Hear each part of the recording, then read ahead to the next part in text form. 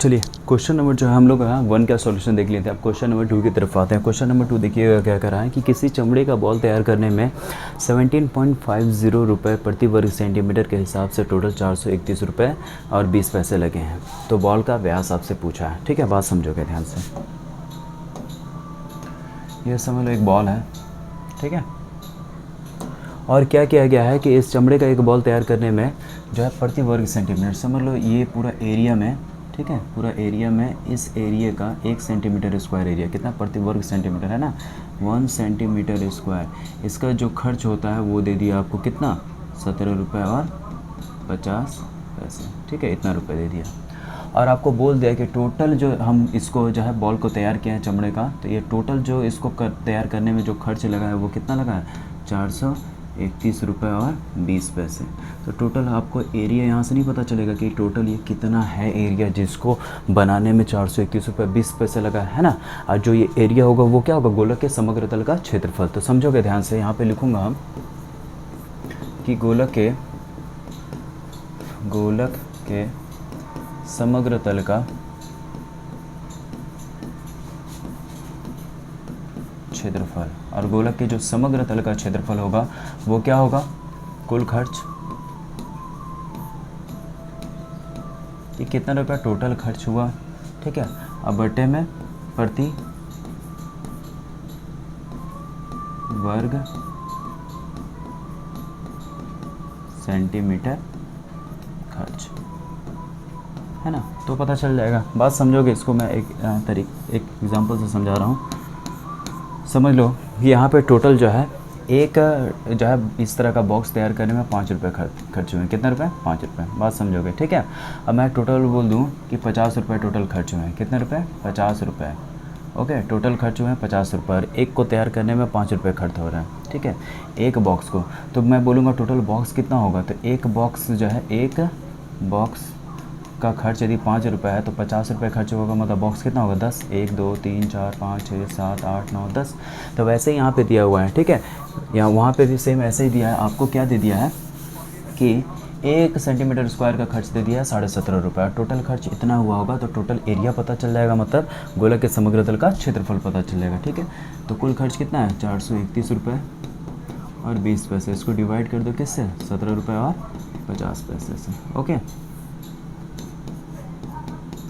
तो यहाँ से डेसिमल हटा दो, ये कट जाएगा, ठीक है। अब 175 है, 7 5 12 1 13, ठीक है, और इसको काटना है किससे, 431 होगा। चलो डिवाइड कर देते हैं डायरेक्ट, 175 और इधर 4312, तो 2 2 400 है ना, 2 बार में आपका 5 दूना 10 का 0, 7 दूना 14 15 5 से 7 में 2 कम 2 1 3, 350 होगा।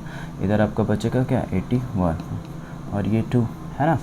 अब ये आपका लगभग 2 4 6 800, 4 बार में देखो 4 टाइम्स में ये कितना होगा, 5 चौके 20 का 0, ठीक है, और कैरी 2, 7 चौका 28 29 30 का 0, ठीक है, कैरी 3, 4 एकम 4 3 7, 1.5 3.5 4 दूना 700, ठीक है, बच गया 112। अब डेसिमल यहाँ पे बैठा कर एक और 0 यहाँ दूंगा। अब मैं देख रहा हूँ कि 5 से ये लगभग 6 टाइम्स में देखता हूँ, 6 बार में है ना, 6 दूना 1200, तो 6 बार में गुना करूँगा तो, ठीक है, 6 टाइम में देखता हूँ कितना होता है, 6 5 30 का 0, कैरी 3, 7 6 का 42 3 45 है ना, 6 5 30 का 0, कैरी 3, 7 6 का 42 3 45 का 5, कैरी 4, 6 कम 6 और 4 10, इतना हुआ। तो ये घटाऊँगा तो कितना आ जाएगा, 70 है ना। और मैं जानता हूँ यहाँ पे एक और आपका कितना, 175 से एक और 0 बैठा होगा, तो ये कितने बार में, आपका 4 बार में है ना, 4 बार में आया था, तो मतलब 26.64 आया। कितना, 26.64। ये पता चल गया क्या, 26.64 टाइम्स में ये क्या हो जाएगा, पूरा का पूरा कट जाएगा, ओके। तो ये कितने बार में कट रहा, तो 24.64 इतने बार में। तो ये क्या, इतना सेंटीमीटर स्क्वायर निकल गया, मतलब ये वास्तव में क्या निकला, उसका एरिया हमको पता चल गया कि उस एरिया का कितना खर्चा हुआ, ठीक है। अब जब एरिया पता चल गया, अब यहाँ से आपको क्या पूछा है, तो बॉल का व्यास, बॉल का व्यास का मतलब क्या होता है, ये पूरा भाग, ये मतलब क्या 2r आपसे पूछा।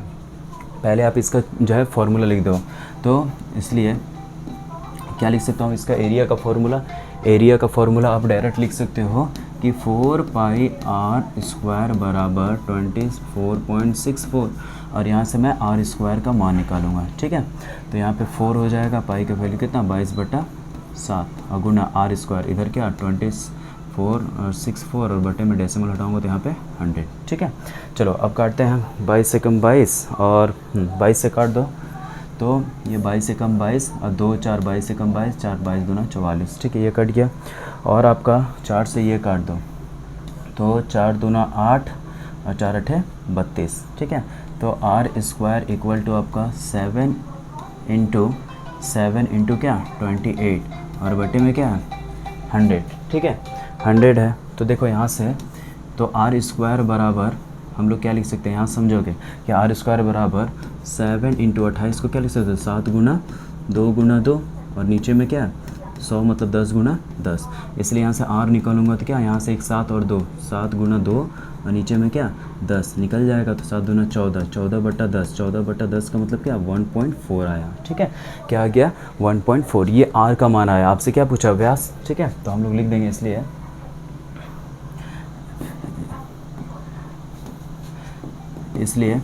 जो व्यास होगा वो क्या होगा 2r बराबर 2 इंटू 1.4 बराबर 2.8। ठीक है, यूनिट यदि सेंटीमीटर में है तो लिख दो इतना सेंटीमीटर, ये हो जाएगा इस क्वेश्चन का आंसर। ओके, ठीक है।